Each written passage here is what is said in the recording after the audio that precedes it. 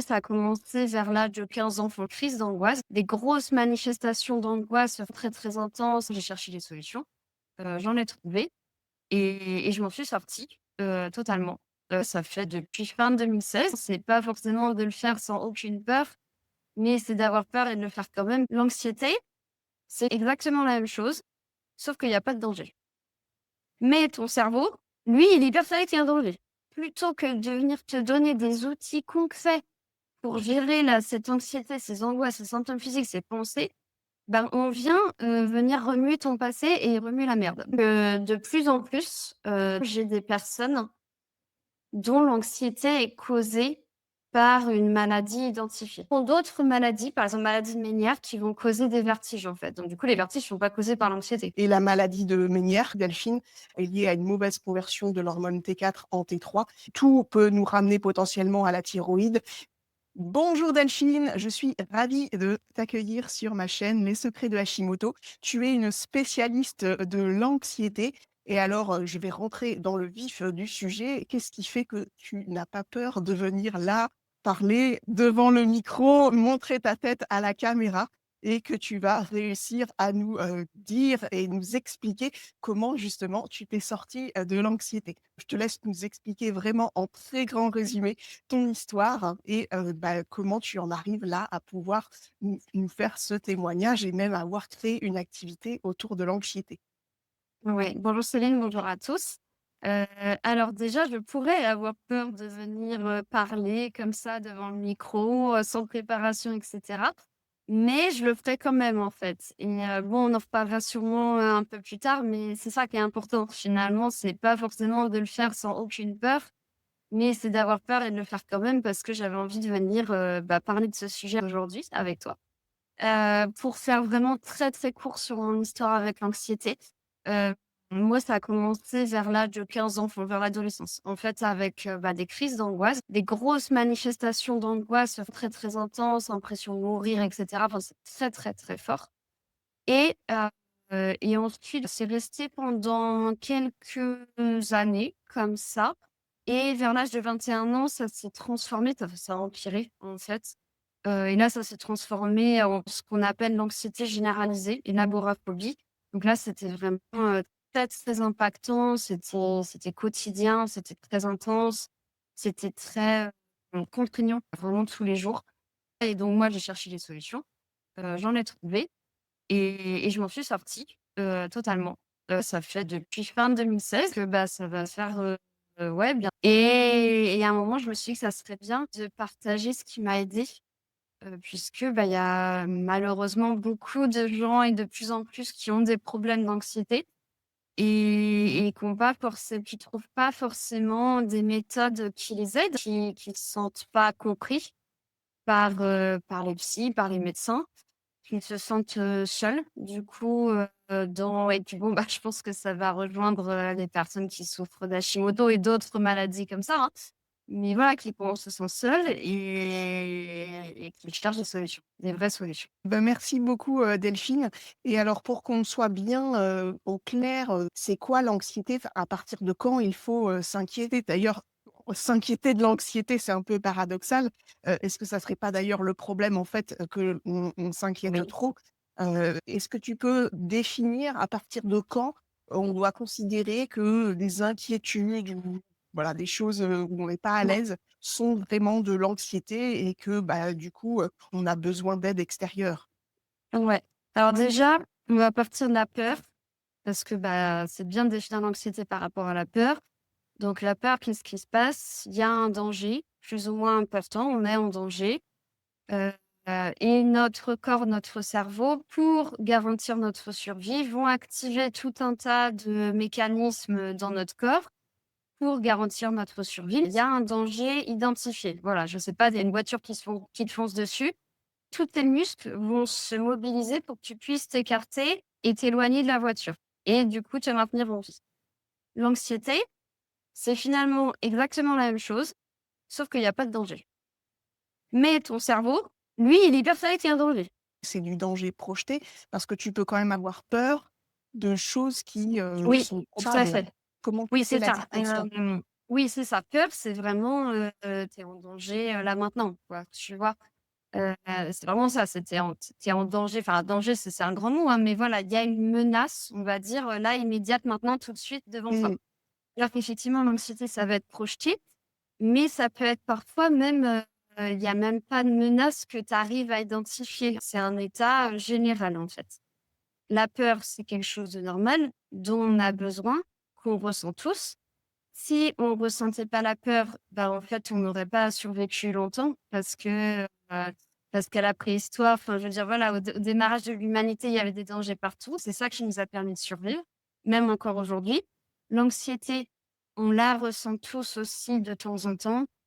Les exemples typiques que je donne, avant un entretien d'embauche, voilà, vraiment ce genre de truc où on a un peu les papillons dans le ventre et voilà, donc ça, c'est normal. Par contre, quand est-ce que ça devient un problème? Bah, c'est en fait, quand l'anxiété, elle devient vraiment trop forte, en fait, excessive. Vraiment, ça prend des proportions pas possibles. Quand ça va vraiment durer dans le temps, en fait, où on a l'impression d'être, bah, tout le temps anxieux, tout le temps angoissé, avec potentiellement, ben, des symptômes physiques ou des inquiétudes, tout le temps. Ou alors ou alors, j'ai envie de dire, parce que ça on peut cumuler tout ça, aussi quand ça vraiment finalement ça devient handicapant au quotidien, en fait, et parfois on peut même aller jusqu'à éviter certaines choses, en fait, parce qu'on sait que ça va nous rendre anxieux et donc on commence à éviter des choses et là, ça a un impact, en fait, sur notre vie, en fait, sur notre qualité de vie. Voilà. Mmh. C'est à ce moment-là que l'anxiété peut devenir effectivement un problème, en fait. Et c'est très intéressant ce que tu disais que est-ce que finalement, c'est pas le fait de s'inquiéter de l'anxiété le problème? Bah si, tout à fait. C'est ce qu'on appelle le cercle vicieux de la peur où en fait on part d'un truc alors en partie, hein, c'est en partie le problème. On part d'une émotion, normale et naturelle qui effectivement peut nous donner des pensées bizarres, peut nous donner des inquiétudes, peut nous donner des symptômes physiques très variés. Et en fait, on en a peur et sans s'en rendre compte, on alimente soi-même le problème. Et effectivement, après, ça peut vraiment rester, devenir, quotidien et handicapant et prendre toute la place, en fait et prendre toute la place. Et alors, est-ce que pour les personnes qui ont de l'anxiété, c'est, en général plutôt sur un ou 2 points de fixation? Ou est-ce que les personnes deviennent vraiment avoir peur de toute chose? Enfin, dans les gens que tu accompagnes, c'est toujours pour aider les personnes à bien savoir si elles sont dans cette catégorie ou là, parce qu'on est toutes un peu anxieuses et voilà, je voudrais essayer de bien clarifier à partir de quel moment, c'est pas seulement, se dire: «Allez, je prends sur moi, j'essaie, je fais un petit peu plus», mais où à partir de quel moment on peut considérer que on a vraiment besoin d'aide? Et justement, en termes de nombre de points de fixation, par exemple, quelqu'un qui a systématiquement peur de conduire en voiture, est-ce que pour toi c'est de l'anxiété, pathologique ou est-ce que c'est juste dans la gamme des choses un peu normales? Bon, bah, certaines personnes ont plus ou moins peur que d'autres. Déjà, l'anxiété, effectivement, tu as les 2 cas possibles. Tout ce qui est phobie très spécifique, où voilà, il y a des personnes qui ont peur des serpents, par exemple, c'est très, très spécifique, peur de l'avion, peur de conduire, effectivement, que je retrouve beaucoup. Et puis, tu as aussi des formes de troubles anxieux qui sont beaucoup plus, effectivement, générales. Moi, je pense que ça dépend vraiment de chacun. C'est-à-dire que, bah, par exemple, la phobie de conduire, elle est très parlante, parce que c'est quelque chose que je retrouve beaucoup et j'ai envie de dire, si vraiment vous pouvez plus conduire parce que ça vous fait peur, mais qu'en fait, au final, ça vous dérange pas, que dans votre quotidien, vous vous en sortez très bien sans conduire, que ça vous dérange pas de pas conduire, que voilà, vous l'assumez, que, je sais pas, ça vous empêche pas d'obtenir une promotion au boulot, ça vous empêche pas de faire ce que vous voulez et qu'en fait, ça reste limité vraiment à la conduite, bah, why not? Parce que là, finalement, c'est vraiment handicapant pour vous au point d'aller mettre en place plein de solutions pour vous sortir de ça. Il y a plein de gens, par exemple, qui ont la phobie de l'avion, bah, ils prennent pas l'avion et voilà, ils s'en fichent, en fait. Ils s'en fichent. La phobie des serpents, par exemple, ou la phobie de certains animaux comme ça, c'est plus parlant parce que, bah, c'est quand même rare qu'on rencontre, des serpents très dangereux. Donc en fait, on peut très bien vivre toute sa vie avec une phobie des serpents et c'est pas grave. Par contre, les personnes qui vont venir me voir et qui ont la phobie de conduire, bah, pour elle, c'est une souffrance, en fait. Il y a une souffrance parce qu'elle supporte pas de pas pouvoir conduire, parce que ça peut potentiellement s'élargir à d'autres fixations, d'autres domaines de vie, parce qu'elles ont besoin de conduire et en fait, au final, elles sont dépendantes des autres. Il y a un impact au quotidien, en fait et là, du coup, elles vont chercher de l'aide. Dans les personnes que j'accompagne, il y a effectivement des gens qui ont vraiment, des phobies spécifiques, on va dire, mais la plupart des personnes, c'est beaucoup plus, généralisé, en fait et malheureusement, l'anxiété a aussi cette tendance-là à parfois à, comment dire? Se répandre, en fait.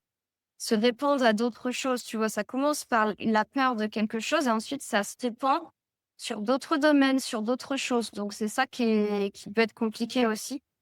Hem, L'anxiété généralisée, le trouble d'anxiété généralisée, par exemple, tu sais même pas pourquoi tu as peur, pourquoi tu es angoissé.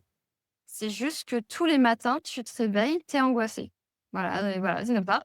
Et là, c'est beaucoup plus, il y a des raisons physiologiques, hein, d'ailleurs à ça, hein, mais il y a même plus de menace physique, tu vois? C'est juste ton corps qui est en alerte rouge, tout le temps. Voilà. Et là, bah, là, pour le coup, les impacts, ils sont énormes parce que, bah, c'est difficile, tu vois? De voir physiquement tout le temps. Tu pas bien, en fait, tu pas tranquille, tu pas relax, tu vois, dans ta journée. Donc là, effectivement, bah, les personnes souvent cherchent vraiment des solutions parce que c'est pas une vie, quoi. Pas une vie de vivre comme ça. Et alors, du coup, au niveau des solutions, bah, que peut-être toi tu es allé chercher dans ton parcours et que, les personnes qui viennent te trouver, sont souvent allées chercher, bien avant, hein, de te trouver. Est-ce que tu peux nous brosser le panorama, entre, ce qu'on peut aller chercher chez les psys, donc psychologues, psychiatres, les troubles, les techniques, comportementales qui sont peu répandues en France? J'en parle beaucoup sur ma chaîne parce que c'est celles sur lesquelles, en fait, il y a des résultats scientifiques, qui amènent des performances meilleure que, la psychologie, telle qu'elle se pratique, en France. Est-ce que tu peux nous expliquer un peu les différentes choses, et les différents, parcours, de soins auxquels les personnes, peuvent, avoir accès? Principalement, hein, pour France, Belgique, dans les pays, voilà, francophones. Donc je m'excuse d'avance d'en oublier. Je vais essayer de faire par catégorie. Souvent, on va déjà voir le médecin qui potentiellement peut réorienter vers le psychiatre. Donc le psychiatre qui est un médecin, hein. De mon expérience personnelle et de l'expérience de toutes les personnes avec qui j'échange au quotidien, hem, un médecin ou un psychiatre, forcément, de par sa profession, souvent la première solution qui alors il va peut-être proposer une prise de sang, tu vois? Déjà et aller chercher un petit peu ce qui se passe parce que, ben, on en reparlera. L'anxiété peut aussi être un symptôme d'autre chose, donc c'est bien de le savoir et puis, bah, très vite, on va se tourner quand même vers plus des solutions médicamenteuses.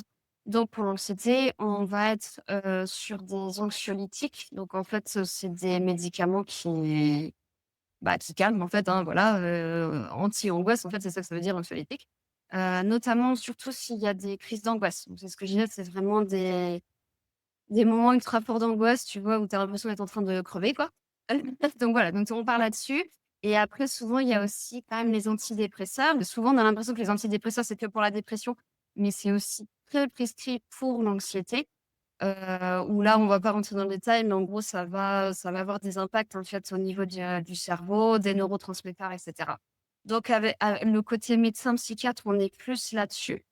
Qui est une solution, mais qui pour moi peut pas être la seule solution et surtout, il faut avoir conscience des impacts de prendre un médicament, mais quel qu'il soit d'ailleurs, hein. C'est même quand on prend de l'aspirine, il y a toujours potentiellement des impacts, donc c'est bien d'en avoir conscience et c'est bien quand le médecin les explique, en fait. Explique potentiellement les impacts à court terme ou à long terme. Donc il y a tout ce côté-là. Après si on va voir un psychologue, alors là déjà ça va énormément varier selon la formation et l'approche du psychologue. Donc aujourd'hui, vous avez tout le côté, psychanalyse, on n'est pas c'est pas parce qu'on est psychanalyste qu'on est forcément psychologue d'ailleurs. Donc là, c'est vraiment, vous voyez tout, si vraiment je me fais très cliché, hein, vraiment je résume, beaucoup, hein. C'est vraiment tout le côté Freud, Lacan, ce genre de choses. C'est vraiment on vient analyser le passé souvent, analyser la manière dont on réagit, ce genre de choses. Ensuite, on va avoir, tout le côté plutôt, thérapie parlée, on va dire. Donc c'est pas forcément de la psychanalyse, mais là aussi on va aller chercher du côté du passé, de quand est-ce que ça a démarré, de qu'est-ce que ça peut vouloir dire. Après il y a la thérapie des schémas, enfin il y a énormément, je peux pas tout citer en fait, parce qu'il y a énormément de choses. Mais, dans l'anxiété, on recommande souvent la TCC. Donc les TCC, donc les thérapies comportementales et cognitives, et notamment un type de TCC, qui est le plus connu où en fait, on va être vraiment sur, en gros, identifier ses pensées. Ça part du principe qu'en fait, les pensées créent les émotions, donc les pensées créent l'anxiété, en fait, du coup, vu que l'anxiété est une émotion. Et c'est vraiment l'idée de venir identifier ses pensées et les modifier si besoin. En gros, je simplifie, hein, et aussi venir, s'exposer à ses peurs. On parlait de la phobie de conduire. Bah, en TCC, ce qu'on va faire, c'est, reprendre le volant, voilà, tout simplement, de manière progressive, de manière contrôlée. On fait pas n'importe quoi, évidemment, mais on va venir reprendre le volant pour, en fait, venir ressentir l'anxiété, se rendre compte qu'en fait, c'est pas grave et que même si c'est très désagréable, c'est pas dangereux, en fait. Enfin, c'est vraiment ça l'idée. Il y a aussi évidemment tout ce qui va être plus, médecine alternative ou médecine douce. Donc là, il y en a plein, il y en a plein d'ailleurs que je n'ai pas testé. Donc là, c'est vraiment plus l'expérience des personnes que j'accompagne. Mais je sais pas, l'acupuncture, tous les exercices de respiration évidemment, le yoga, tout ce qui va avoir en fait pour but de finalement réguler son système nerveux et se calmer en fait et ressentir, un apaisement. On peut avoir les huiles essentielles, la lithothérapie, j'en oublie c'est sûr, hein, mais vraiment il y en a plein. Heu, la sophrologie qui sont en fait des exercices de respiration, la méditation évidemment, j'adore la méditation. Pour d'autres, la pleine conscience. De quoi on parle et voilà et là, en fait, bah, c'est comme tous les types de médecine alternative. Il y a des choses très bien et il y a des choses, plus controversées. OK, et du coup, dans le parcours des personnes que tu accompagnes, eh bien, elles ont en général déjà testé, beaucoup de choses. Je suis ingénieure, j'adore faire des statistiques et des historiques de mes clientes, et est-ce que tu peux me dire si, il y a vraiment des schémas, des parcours où, c'est clairement tout le temps, l'impasse, la voie sans issue, et est-ce qu'il y a dans toutes les techniques que tu as évoquées des choses où les personnes ont quand même déjà réussi à faire un bout de chemin? Voilà, est-ce qu'il y a clairement des choses où ça enfonce les personnes? Et d'autres où, ça commence à les Mmh. sortir, mais c'est pas toujours suffisant, et donc dans ce cas, elles ont besoin après de choses, bah, telles que toi tu les proposes. Ouais, je fais pas de statistiques, hein, sur les parcours de mes clients, mais je peux te dire, de mémoire, tu vois? Des personnes mais même, au-delà de mes clients, c'est même les gens avec qui j'échange. Heu, souvent, ce qui est pas aidant quand même, hein, c'est la psychanalyse. Donc et même au-delà de ça, c'est venir aller fouiller le passé, tu vois? J'aime bien dire: «On vient remuer la merde», en fait.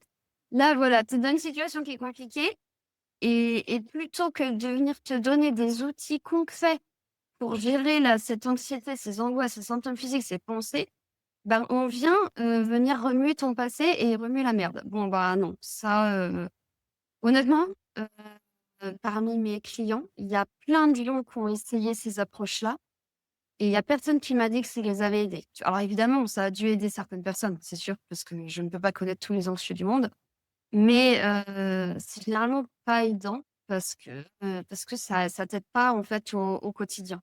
Les médicaments, évidemment, aident de manière générale, mais ça peut pas être la seule solution et c'est surtout que souvent quand tu arrêtes, tu as quand même un effet, de sevrage, c'est un effet rebond où en fait l'anxiété peut revenir. Si derrière tu as pas d'autres outils pour, déjà comprendre ce qui se passe et gérer ce qui se passe, ça peut être violent, quoi et du coup, bah, tu reprends des médicaments, ça peut être compliqué.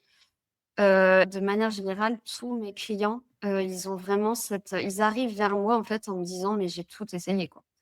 J'ai tout essayé». Parce que c'est tellement horrible d'être angoissé comme ça tout le temps que, notre tendance naturelle, c'est vraiment de tout faire pour nous débarrasser de ça, en fait.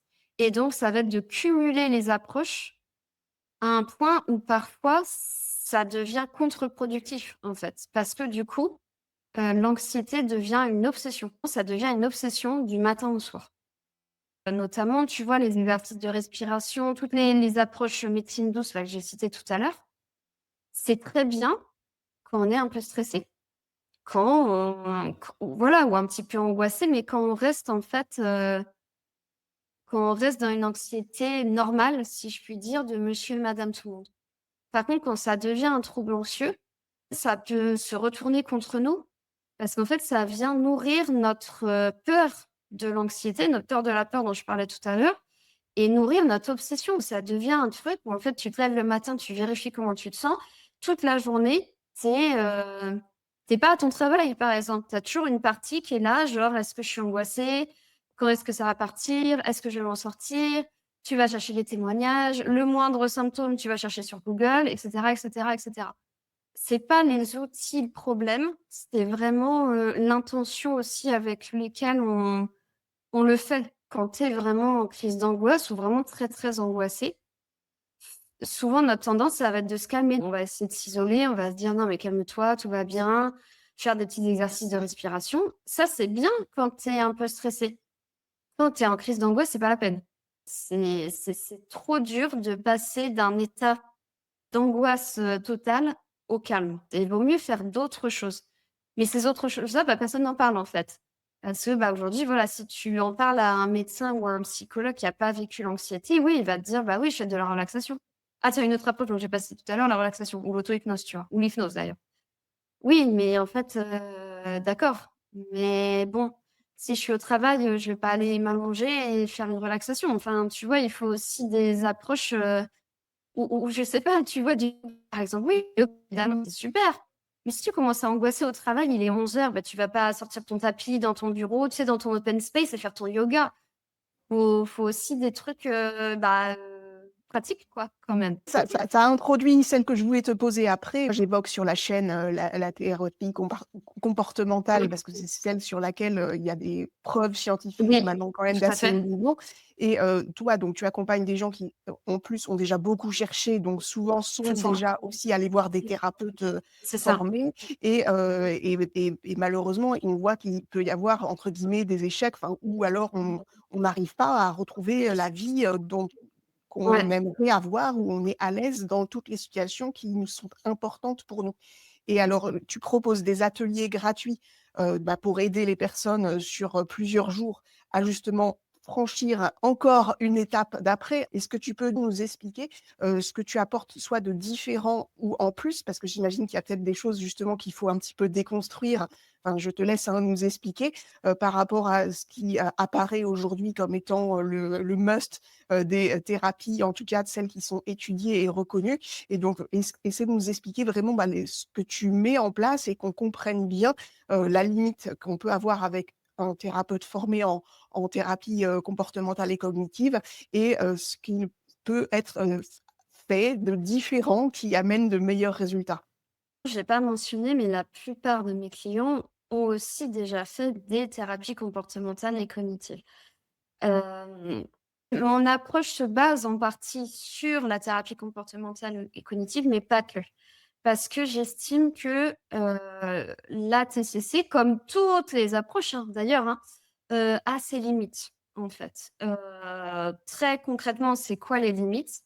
C'est qu'en fait, on reste déjà sur une approche qui est courte en thérapie, donc qui souvent va s'attaquer à un seul problème et donc derrière les gens, en fait, si jamais ça revient ou s'ils ont d'autres, domaines de vie impactés par l'anxiété, ils ont du mal, en fait, à transposer déjà et à faire tout seul, en fait, en quelque sorte et surtout pour moi, le plus gros souci de la TCC, c'est qu'en fait, tu pars du principe que, l'anxiété, c'est mauvais, en fait.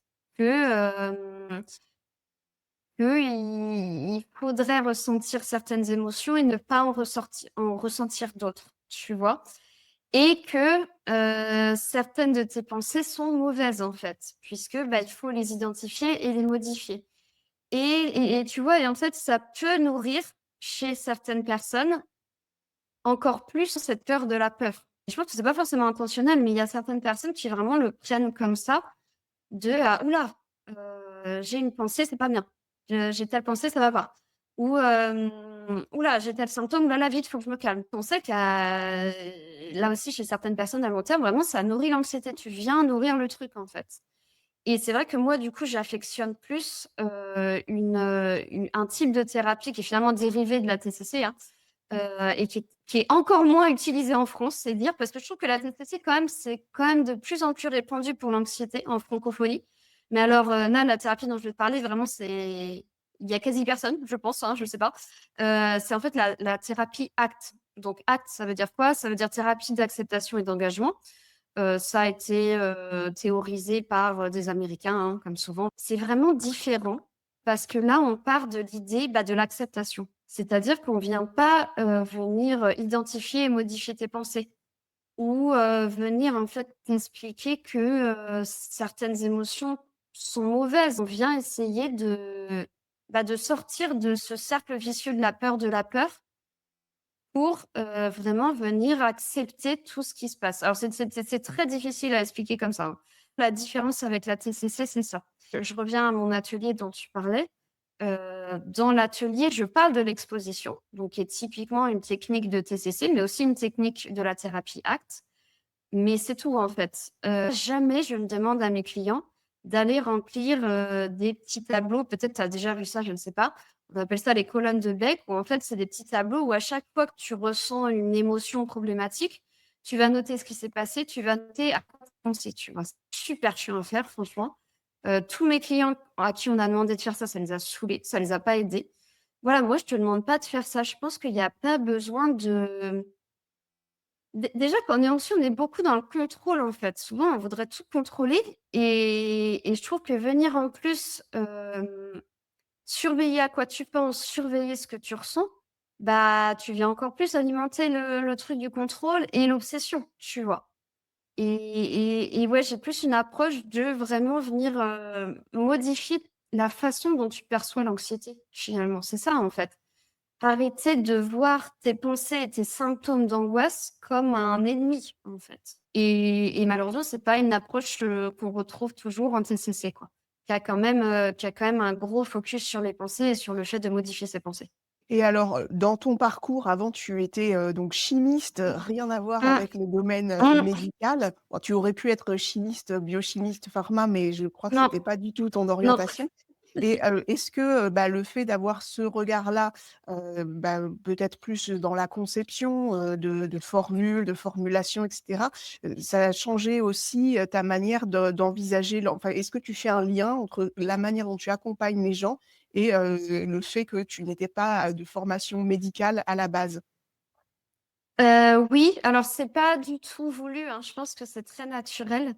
Mais, c'est vrai que je pense, je sais pas si tu seras d'accord, mais quand on fait des études en sciences, bah, on apprend forcément certaines choses, certaines manières d'être, en fait. On apprend, je pense, à faire attention à ce qui est pas prouvé, tu vois? Ou à être méfiant quand même, à lire un peu derrière les lignes, à chercher comment ça fonctionne aussi, tu vois? Ce qui se passe, un côté assez sérieux. Ouais, d'aller chercher, de comprendre ce qui se passe et c'est vrai que moi, par exemple, bah, j'ai pas du tout d'affinité pour tout ce qui va être très ésotérique, en fait.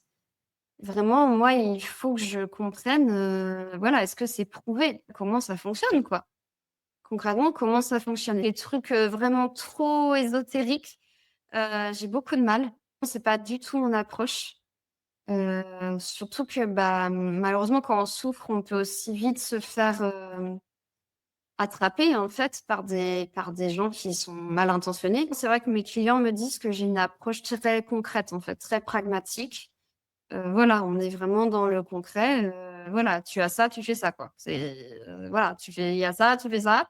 Moi, par exemple, dans ma formation principale, je suis venue, lister avec l'aide de mes clients tous les symptômes possibles de l'anxiété parce qu'il y en a, une quantité, phénoménale et en fait, venir expliquer, voilà, concrètement pourquoi il y a ça, en fait, dans le but de la survie, pourquoi il y a ça, en fait et comment on peut réagir à ce moment-là. Et donc voilà, il y a un cours énorme de 2 heures où je suis venue lister, voilà, symptôme par par symptôme, bah, voilà, vous avez ça, vous réagissez comme ça.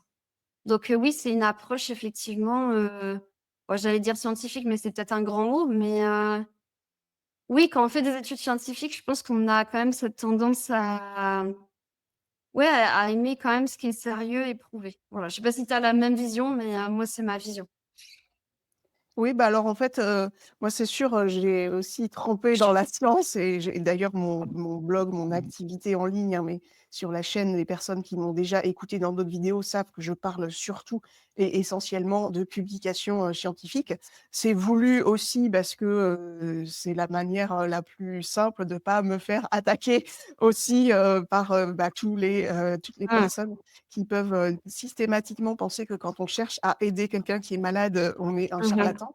Ouais. Et alors, par contre, ce qui diffère dans mon parcours, c'est qu'il y a un moment où moi, les prises de conscience que je devais changer profondément, ma vie, elles me sont plutôt venues de choses, très Mmh. ésotériques et que j'ai Ah! beaucoup, beaucoup explorées. Par contre, ce n'est pas du tout, le cœur de l'activité des secrets de Hashimoto. C'est-à-dire que, bah, pour vous qui nous écoutez, si vous êtes, à fond là-dedans, que ce soit dans le reiki, le tantra, tout ce que vous voulez. Vous êtes vraiment bienvenus parce que, moi, j'ai beaucoup apprécié et aimé faire ça. Intéressant. Ça m'a permis de faire des changements majeurs dans ma vie que je n'aurais Mmh. pas pu faire par la rationalité. Par Mmh. contre, une fois qu'on Intéressant. a cette nouvelle énergie qui nous permet d'accepter, de changer, d'aller vers autre chose, ah bah, après c'est le cartésien qui revient et il faut trouver les étapes, le chemin, là, bah, comme, on est sur toutes 2 des activités où on accompagne des personnes malades, il est évident que vous n'allez pas vous, curer ni Hashimoto, ni des troubles, graves qui peuvent être la cause de votre anxiété, simplement en faisant, quelques acupunctures et quelques reiki. Et il y a parfois besoin d'aller creuser dans les mécanismes biochimiques et de L'acupuncture, trouver c'est des prouvé. solutions de toute nature.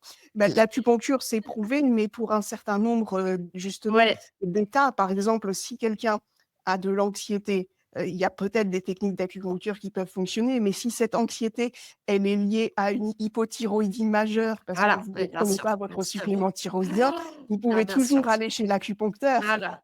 Oui. Donc Non, voilà, mais tu vois, pour le coup, c'est drôle parce que l'acupuncture, quand je parlais de technique ésotérique, je ne mettais pas dedans. Parce que pour le coup, c'est pro tu vois? C'est non, non, mais c'est oui, drôle. alors mais Voilà, je parlerai de il y a des choses ésotériques qui peuvent ouais. être partiellement prouvées pour certaines Oui, choses, en fait. Et oui, alors c'est ça. l'acupuncture, enfin moi je ne fais pas une distinction très nette entre ésotérique, non ésotérique.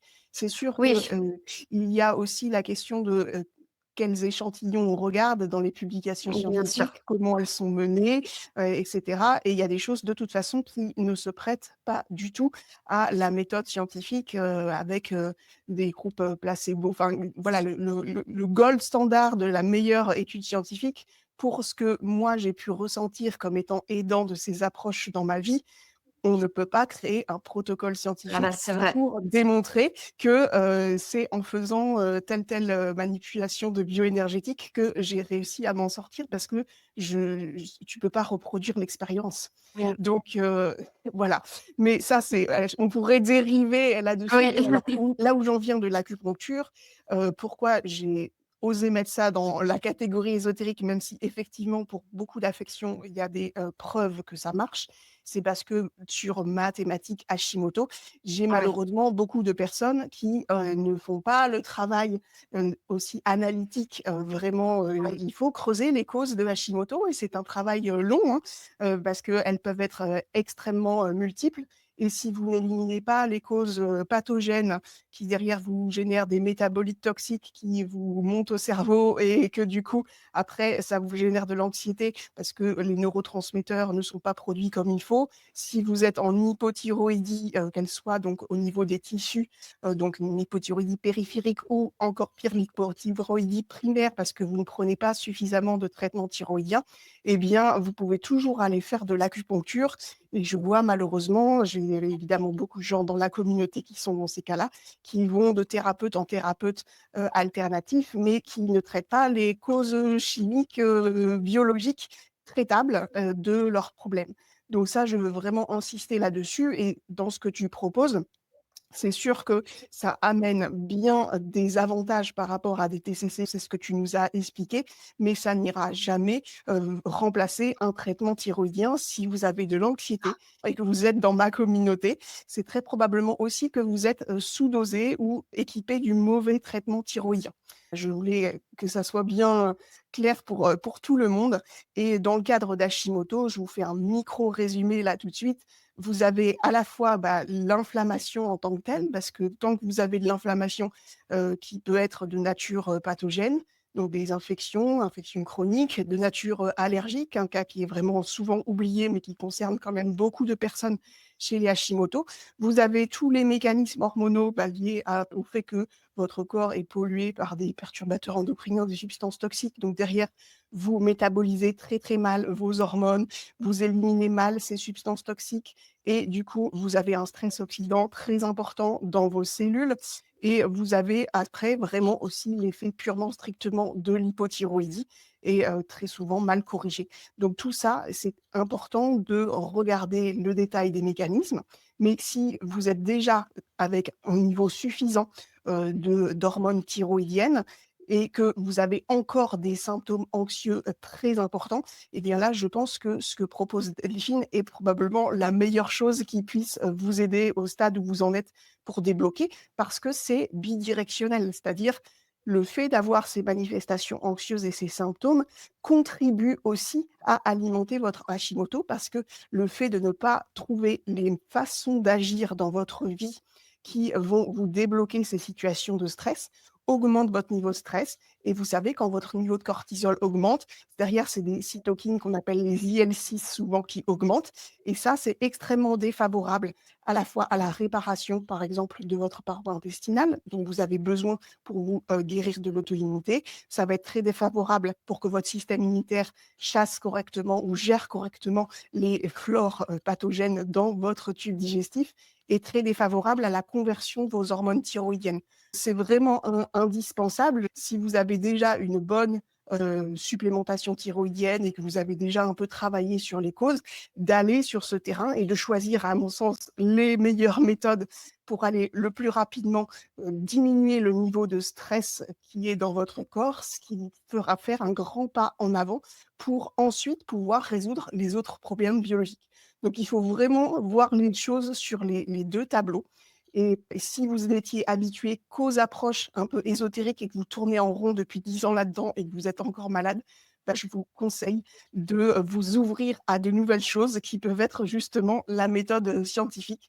Il ne faut pas exclure, l'un ou l'autre en fait, il faut utiliser chaque chose qui vous aide pour avancer d'une étape. Mais si vous avez franchi une marche avec un outil, ça ne veut pas dire que la marche d'après, ça sera le même outil qui va vous aider à la franchir. Donc voilà, j'ai résumé rapidement, mais je vais reprendre l'interview, et aussi te poser la question, selon toi, quel est le meilleur conseil pour les personnes qui nous écoutent, pour leur permettre de se mettre en route et de, commencer ou de recommencer à sortir de l'anxiété si elles ont déjà, tout essayé? J'ai envie de rebondir sur ce que tu disais. La première chose, moi, que je dis à mes élèves, c'est aller chez le médecin. Voilà, mais j'ai des gens qui ne le font pas, malheureusement. Mais en fait, va chez le médecin. C'est pas forcément dans ta tête, hein, cette phrase qu'on aime tous entendre. Et typiquement, les causes de l'anxiété médicale qu'on voit souvent, ça va être l'anémie en fer, parce que, l'anémie en fer, en fait, ça va te causer des palpitations, tu vas pas être bien, voilà, c'est horrible. C'est effectivement les problèmes de thyroïde, donc dans les 2 sens, hein, hypothyroïdie ou hyperthyroïdie et ça va être les variations d'hormones, donc surtout pour les femmes. Mais déjà, voilà, juste aller, vérifier qu'en fait, c'est pas ça, quoi. Et derrière, moi, il y a eu combien de personnes qui, voilà, juste par mail, je leur ai dit: «Mais vous avez été chez le médecin?» Et après, ils m'ont répondu en me disant: «Ah bah oui, mais en fait, j'ai un problème de thyroïde». Bah ouais, en fait, cherche pas. Ton anxiété, c'est pas toi qui es en train de te l'inventer, en fait. Enfin, il y a une raison, quoi. Et au-delà de ça, par rapport à l'anxiété, en fait, ça va dépendre vraiment des profils. Si Donc déjà, effectivement, si vous savez que c'est lié à la thyroïde, si vous mettez en place des choses, si vous avez commencé, voilà, à effectivement mettre en place des choses parce que si c'est causé par ça, en fait, à un moment, il va falloir traiter ça. Vous voyez, il va falloir traiter la cause parce que sinon, à un moment, ça sert à rien.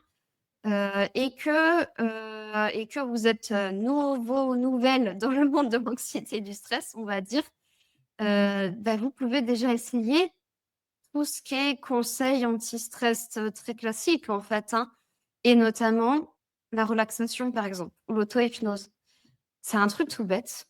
Vous pouvez trouver plein d'audios gratuits sur internet ou des vidéos sur YouTube. Il y en a une quantité, vous imaginez même pas. Vous tapez auto-hypnose ou relaxation.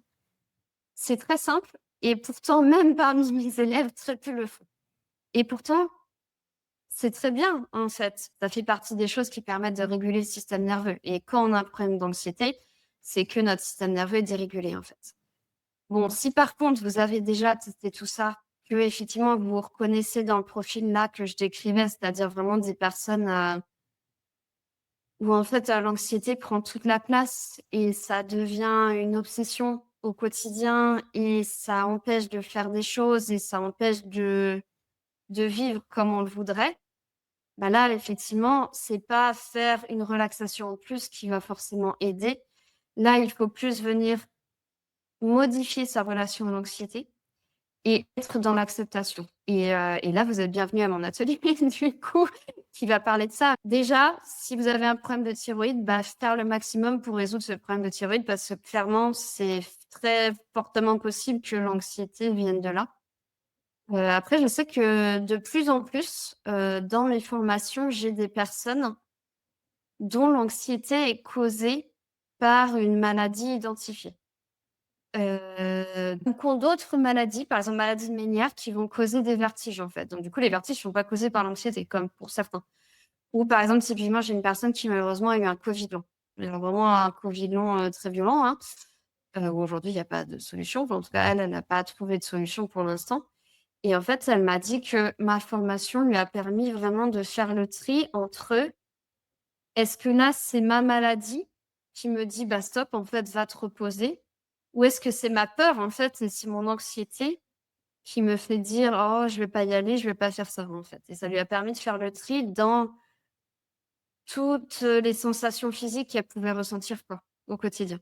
Merci Delphine. Je rebondis sur, plusieurs choses que tu viens de nous dire importantes. Donc déjà, il y a ton atelier et pour les personnes qui pourraient justement avoir des doutes, de se dire: «Est-ce que, mes Oui. symptômes ou mon anxiété, c'est Hashimoto ou est-ce que c'est autre chose, qui, du coup, peut être abordé en changeant ma relation à l'anxiété?» Eh bien, c'est d'aller dans ton atelier, qui va démarrer, prochainement et auquel, en plus, vous aurez accès à d'autres participantes, hein. Je crois que tu as Oui. un Oui, collectif, oui. voilà, que tu formes autour de ça, donc Oui. vous aurez l'occasion d'échanger et de vous jauger et de Oui. voir à quel point, votre problématique est réellement sérieuse ou au contraire, pourrait être gérée si vous faisiez juste un petit peu plus de relaxation, de temps pour vous. Donc vous pourrez dès les premiers modules de cet atelier rapidement statuer, sur ce cas-là et pour tout ce qu'on a évoqué lié à la thyroïde, je vous rappelle ou je vous dis, si vous n'avez pas encore regardé beaucoup de vidéos de ma chaîne, les, normes de laboratoire pour les,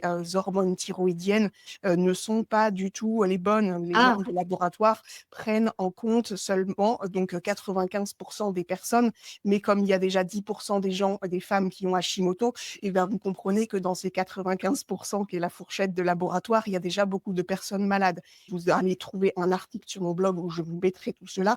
Vous pouvez constater que, avec les fourchettes de laboratoire qui sont données, on a déjà une contribution majeure de l'hypothyroïdie à l'anxiété, qui peut se développer. Mais ne pensez C'est pas très que si vous intéressant. avez de l'anxiété, il faut uniquement vous concentrer sur la thyroïde, où je vois aussi des erreurs de personnes qui se disent: «Ah bah, c'est la thyroïde, si la T4 ça marche pas, du coup je prends beaucoup de suppléments, combinés T4, T3» et parfois c'est une grosse erreur parce que ça dégrade aussi d'autres choses dans votre corps que vous trouvez dans ma formation, gratuite et alors que, parfois, eh bien, les solutions sont plutôt à aller chercher dans des outils tels que Delphine, les propose. Donc c'est important d'aller à cet atelier, c'est complètement gratuit, ça vous permettra justement de faire le tri, de comprendre, si vous avez besoin plutôt de relancer les démarches médicales parce que vous êtes mal soigné, ou si vous avez besoin de le faire avec en plus l'accompagnement de Delphine ou est-ce que du coup c'est plutôt qu'un accompagnement de type, de ce que propose Delphine dont vous auriez besoin? Et ainsi, vous pourrez au moins, enfin creuser les causes de cette anxiété et de la ribambelle de symptômes qu'il y a autour. Parce que quand vous êtes anxieuse après, vous vous interdisez de faire des choses, y compris parfois des choses qui peuvent être du sport ou d'autres activités comme sortir de chez vous, voir le soleil et vous savez à quel point c'est important quand on a Hashimoto de capter la lumière du jour, de réguler son rythme circadien, de faire un peu d'exercice. Donc si l'anxiété vous empêche de faire toutes ces choses bénéfiques qui peuvent contribuer à vous soigner, eh bien, c'est le moment d'aller dans l'atelier et de prendre vraiment le taureau par les cornes, de le faire. Et vous allez vraiment avoir beaucoup, beaucoup d'informations, gratuites. Et alors, on a beaucoup parlé, de Hashimoto. Toi, Delphine, tu n'as pas la maladie d'Hashimoto, mais que tu À as ma connaissance. et tu as eu, et ou tu as peut-être encore en partie, des Ouais. troubles digestifs et là, ça intéresse aussi beaucoup les personnes, sur, notre chaîne puisque souvent vous avez l'hypothyroïdie, Hashimoto et vous avez des troubles digestifs qui peuvent parfois être une simple constipation. Vous mettez ça sur le dos de l'hypothyroïdie, mais parfois, en fait, ça révèle des pathologies digestives, plus profondes, dont une, qui est fréquente. 50 des Hashimoto ont aussi des proliférations intestinales donc dans l'intestin grêle, qui est connu sous l'acronyme, SIBO. Malheureusement, le système médical français ne va pas diagnostiquer cette maladie, bien qu'elle soit connue depuis 50 ans dans la littérature médicale, mais va vous coller une étiquette côlon irritable ou intestin irritable sur le front, alors que très souvent, en tout cas dans le cas des Hashimoto, c'est le SIBO que vous avez. Donc toi, je sais que Delphine, tu as eu une pathologie digestive. Quel a été le lien, donc dans un sens ou dans l'autre, avec l'anxiété? Comment les deux problèmes ont coévolué chez toi? Oui, donc moi, j'ai été diagnostiquée d'un syndrome de l'intestin irritable et c'était après mes problèmes d'anxiété. Alors écoute, est-ce que c'est le fait d'avoir, pendant environ 2 ans, eu un système nerveux complètement dérégulé qui derrière a eu un impact? Est-ce que c'est parce que j'ai eu plein de virus à ce moment-là, j'étais à Paris, la pollution, machin, bref, je pense que j'aurai jamais la réponse. Mais effectivement, j'ai commencé à vraiment, avoir des soucis de digestion. Et puis après quelques examens très rapides, on m'a collé ce diagnostic-là qui, je pense, tu le sais très bien, est un diagnostic d'exclusion. J'ai jamais fait le test du SIBO. Je sais qu'effectivement, la plupart des personnes qui sont diagnostiquées avec un syndrome de l'intestin irritable ont en fait un SIBO, quoi, et qu'effectivement c'est mal testé et mal connu. Ah, en fait, du coup, tu as toujours des symptômes, digestifs? Ça va beaucoup mieux parce que, alors c'est pas parfait évidemment, mais j'ai réussi à identifier certaines intolérances alimentaires. C'est quand même très complexe comme, maladie, hein, et on est quand même beaucoup abandonné par le corps médical là-dessus. Donc effectivement, on se tourne vers d'autres choses. Si je résume, en fait, le fait d'avoir eu cet épisode anxieux a probablement bien contribué à tes troubles digestifs, mais le fait d'avoir réussi à sortir, de l'anxiété est maintenant un énorme support, déjà pour améliorer, ta condition parce que tu as moins de symptômes et aussi te donner la force, l'énergie, de chercher des solutions. Voilà, j'ai identifié que j'ai des intolérances et c'est juste de réussir à les dépasser qui est compliqué. Voilà. Mais effectivement, c'est vrai que parfois je me dis: «Bah, si ça avait dû m'arriver alors que j'avais en plus des troubles anxieux, ça aurait rajouté une couche, de souffrance». En tout cas, ce que je peux dire, et je ne sais pas si tu reconnaîtras les expériences de tes clientes avec Hashimoto, mais typiquement, l'intestin irritable, même aujourd'hui, on va beaucoup entendre, «C'est dans votre tête, c'est le stress», alors que, le stress est un, comme beaucoup de maladies, hein, le stress est un facteur aggravant, mais pas le déclencheur, en fait, c'est pas la Oui. cause, finalement. Les médecins s'arrêtent là et vont pas chercher plus loin, et d'ailleurs, être mal au niveau digestif peut aussi causer de l'anxiété. Et la dépression, quand on dit: «C'est dans votre tête», en gros, ça revient à dire: «C'est votre faute». Voilà, arrêtez de Mmh stresser, mh. quoi. C'est pas si simple, enfin, et là aussi, il faut vraiment chercher des solutions. Je vous propose déjà d'assister à l'atelier de Delphine qui démarre là, parce qu'il faut faire le tri et vous débarrasser de la composante comportementale de votre anxiété. Ça va vraiment déjà bien vous soulager. De toute façon, il faut passer par là. Et ensuite, il y a des composantes au niveau du microbiote, des pathogènes, tout un tas de conversions qui se font mal et de détox qui se font mal. Et ça, eh bien, on en reparlera voilà, en novembre. Donc, restez évidemment, sur, les secrets de Hashimoto et si vous êtes dans la liste, vous recevrez en temps utile, toutes les informations. OK, bah, je te par message. remercie, Delphine, d'avoir été, parmi nous et donc pour les personnes qui veulent en apprendre davantage, inscrivez-vous dans le lien qui se trouve juste là dans la description et pour les autres, je vous retrouve en novembre. Je précise pour les personnes qui me suivaient, je suis un petit peu absente en ce moment parce que j'accompagne la deuxième promotion de mon programme. Ça me prend 100 de mon temps, donc je ne peux plus être sur la chaîne et je ne le serai pas encore, en pour quelques mois. Mais les secrets de Hashimoto ne s'arrêtent pas, rassurez-vous. Il y aura bien en novembre, notre événement, le défi, gratuit, sur 5 jours. Donc pour les personnes qui ne sont pas déjà préinscrites, n'hésitez pas à vous préinscrire pour le prochain défi et je reviendrai pour sûr de manière très, très active en novembre pour, voilà, redémarrer, l'année prochaine. Donc, bah, écoutez, je vous embrasse, toutes et tous et je vous donne rendez-vous en fin d'année et pour celles qui veulent avancer en attendant, eh bien, Delphine, là, vous offre une très, très belle opportunité de mettre enfin le doigt sur un point de blocage qui souvent vous bloque complètement dans votre progression à multiples niveaux par rapport à la maladie de Hashimoto.